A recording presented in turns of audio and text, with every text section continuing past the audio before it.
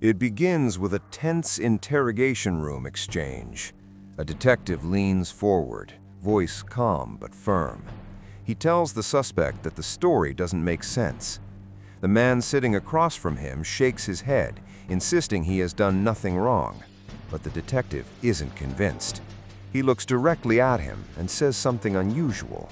He calls him a master manipulator. It's a label often used casually in true crime discussions, but rarely do investigators say it directly to a suspect's face. So how did Robert Miller earn that reputation? To understand that moment, we must go back more than a decade, to a disappearance that left behind unanswered questions, conflicting stories, and a trail of secrets. On May 13, 2015, authorities in Tom Green County, Texas, received a report from a woman named Toni Anderson. She wasn't reporting a recent disappearance. She was reporting someone who had vanished 10 years earlier. The missing person was Naomi Michelle Miller, the wife of Toni's stepson, Robert Miller.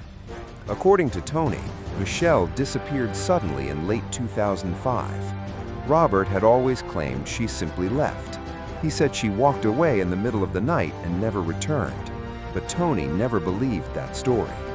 Michelle was deeply devoted to her children. Leaving them without contact didn't match her personality at all. For years, Toni quietly carried her suspicions. Then something happened that changed everything. Before Robert's brother passed away, Toni told him something shocking. He claimed Robert had admitted to causing Michelle's death and hiding her remains. That was the moment Toni decided she could stay silent no longer. When investigators began looking into the case, they already knew Robert Miller. He had an extensive record with numerous prior arrests. While that alone did not prove anything, it raised concerns. Detectives searched databases for any trace of Michelle after 2005. They found something troubling. After a routine traffic stop in June of that year, her digital footprint ended. No employment records, no banking activity, no medical visits, no government transactions. It was as if she had simply disappeared from existence. Then investigators learned something even more unusual. Robert and Michelle had been involved in a complex relationship with another woman, LaDonna Yoder. The three of them lived together. They wore rings. They even told others they considered themselves a committed partnership. In 2004, LaDonna and her children moved into the couple's home. Shortly afterward, Michelle vanished. Robert and LaDonna continued living together as if nothing had happened. To investigators, this timeline raised serious questions.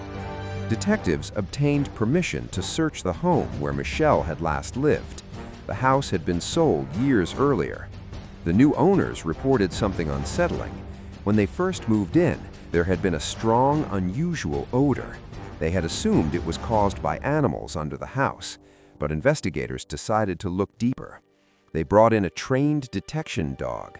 The dog alerted near a hole in the kitchen floor leading to the crawl space beneath the home. Excavation began. Investigators removed large amounts of soil. The odor grew stronger, but ultimately no remains were found. However, they did discover fibers from carpet mixed into the soil. This suggested something had once been buried there and possibly moved later. Without definitive evidence, the case stalled for 2 more years.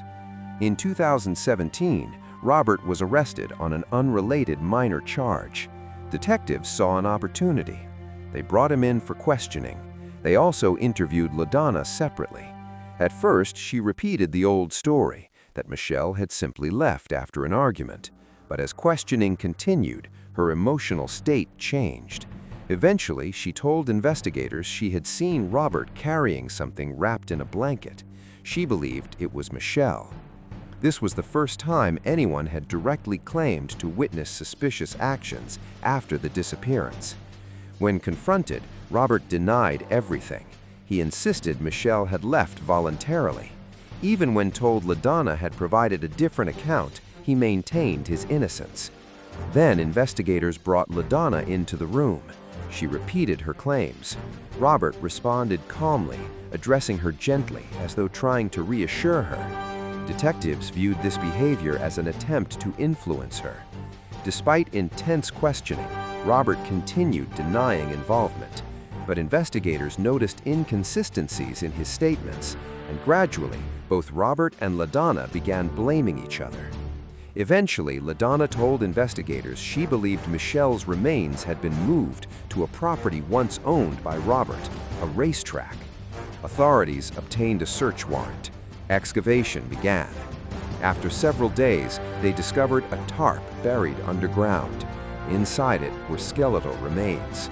Testing confirmed they belonged to Naomi Michelle Miller.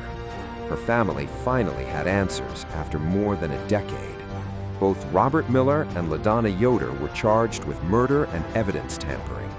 As the case progressed, each gave different accounts of what had happened. Investigators determined both had significant involvement in events surrounding Michelle's death and the concealment of her remains.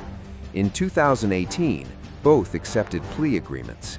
Robert Miller received a sentence of 38 years in prison. LaDonna Yoder was sentenced to 35 years.